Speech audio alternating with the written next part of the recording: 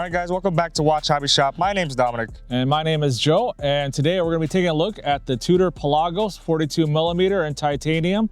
And I'm going to make a bold statement and say this is probably the best luxury tool watch. So let's dive down and take a look at this. Guys, let's take a closer look at the Tudor Pelagos. It's a 42mm in blue. So let's go over the specs real quick before we get more into detail. It is a 42mm, but I measure it at true 41 on the case because the bezel is actually 42mm. Lug to lug is going to be approximately 49mm. Case thickness, it is a little bit chunky, almost at 13mm, a little bit over. As you guys can see, it does carry a 22mm bandwidth right here. It is a full titanium watch. Pelagos, some people call it Pelagos or Pelagos, so you guys want to correct me which way is the correct way, but I've always been used to calling it the Pelagos. What's really neat and really cool about this watch is that the brand heritage, you know, obviously is a sister company of Rolex, and Rolex does not have anything close to this. As you guys can see, everything is matte dial finish as well as a matte ceramic. It's fully lumed on the outside, as well as all the indices, the hands, and the second hand is all lume. So it has beautiful lume at night, lasts all night long. It's cost certified, 500 meters of water resistance. It does have a screw down crown. And it has, I believe it's almost like a double or triple locking system, like almost like the Submariner does. Because when you open it up, you guys can see, I'm not sure if you guys can see the seals that are inside there. So it's pretty thick. There's absolutely no wobble to this at all. And it is a sign crown as well.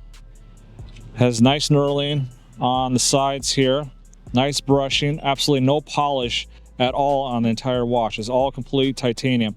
The only downfall on this one, it is a grade 2 titanium. It's not a grade 5, so I'm surprised they didn't go with a grade 5, which is a little bit more resistance to corrosion, things of that nature. So it should last a long time, more so than a stainless steel watch. Another cool feature about this watch is the bracelet and the clasp here. So it's like an H-link style, all screws. This is probably the most unique design here. You guys can see the Tudor shield right here. And you close it up. Nice little Easter egg there. Now, what's really unique about this is the micro adjustments. As you can see the 3 little dots there. I set it to where it's in the middle so it fits perfectly. So if my wrist shrinks, I can go down 1. If it swells, it goes up 1. Now, here's where the confusion lies. I know that other YouTubers, I'm not, saying they're right or wrong, but when you get to the last position here, where you see this graph over here with all these circles that get bigger and bigger, it's actually spring loaded, as you guys can see here. Now they're saying that this is for, if your wrist expands or shrinks or whatever. But the thing is, there's so much tension on this spring, I don't believe that that's what it's intended for. It's for a wetsuit. So as your wetsuit expands or contracts during the deep dives, that can move and adjust to your wetsuit. Otherwise it'd be too uncomfortable if it's on your wrist, because I try to use it on this position on my wrist and it's just too tight, so you're actually causing it to be kind of uncomfortable, to be honest with you. Now this portion here is actually stainless steel, the rest is titanium, and the back case is sterile with a little bit of writing. The movement, which is carrying the MT5612, which is an in-house movement. Has 70-hour power reserve. This does have a diver's extension. Pretty nice there, which I'll never use, obviously. And that just tucks away inside there. And like I said, I usually keep it in the middle dot here. And it's pretty simple on how to adjust this, is that they call it T-fix. You have to make a T and you pull down on it in order to move the clasp and the bracelet. So it's pretty much a T-fit clasp. The only negative I would say is that I wish they would have just made this whole thing the same as the first 3 micro adjustments. Make the whole thing micro adjustments, because the spring is kind of unnecessary. It's kind of over engineering. It's mainly for divers, to be honest with you. I don't see myself really using the spring part because it's just too tight. If you put the links tighter and then try to use the spring part of it, just way too much tension on the springs here. But they did a really nice job though, guys. Tudor did a really nice job with the springs here. great construction. I have to say that Tudor did a really good job on manufacturing this watch. It's very comfortable, especially being titanium. Some people like titanium, some people don't. I'm telling you, if you guys haven't tried this, go to your local AD, try it on your wrist, and you'll notice that you can feel the build quality on this is very refined. Even though there's no shiny parts to it, it's all completely brushed.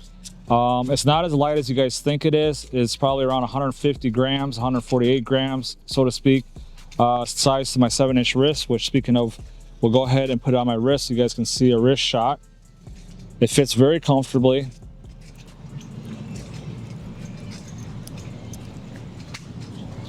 And looks great. Pretty much any size wrist. Down the barrel shot. Has a helium escape valve right here. Like I said, it's over engineered. You don't really, unless you go doing saturation diving, then you need that.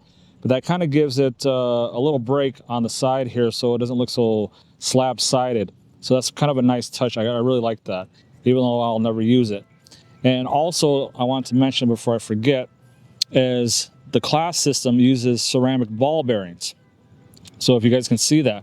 So when you close it, even though it's friction fit, it snaps together like so. Let me zoom in, so hopefully you guys can see that. So when you open this up, you guys see the little ceramic ball? And there's 4 of them actually. One here, one on the other side, 2 on the inside. And so when these close, you'll have less friction and this should last a lifetime. And speaking of ceramic ball bearings, let's check out the bezel action, because they actually use ceramic ball bearings as well on the bezel. And I think this has probably the best bezel action out of all watches. Tudor does bezels perfectly.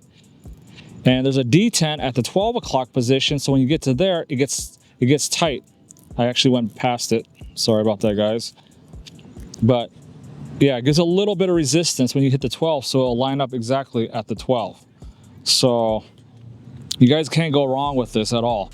It's a beautiful looking watch. It's unique. It's Tudor's signature look, the Pelagos. Not too many negatives on this watch. I have more positive about this watch. I'd say this is probably the best tool watch if you're getting into luxury.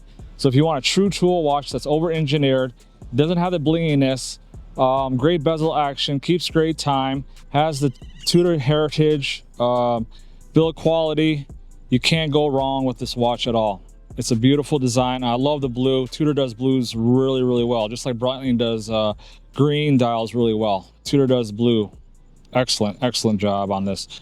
I love this watch. It's very simple design, but also it has its own signature look, and you can't go wrong with Tudor. But other than that, guys, I don't know if I missed anything else. If I did, leave a question or comments down below, and let's take it back on top, and I'm gonna give you guys my final thoughts on this watch. My final thoughts on the Tudor Pelagos 42mm watch.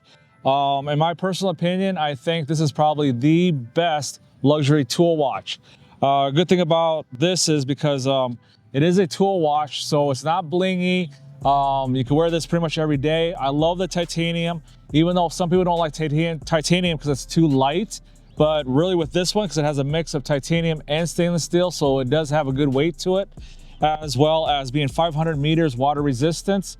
And being the sister company of Rolex, I love the bezel. I believe this has like the best bezel action out of all watches, including some of the Rolex Daytona, excuse me, the Submariners as well.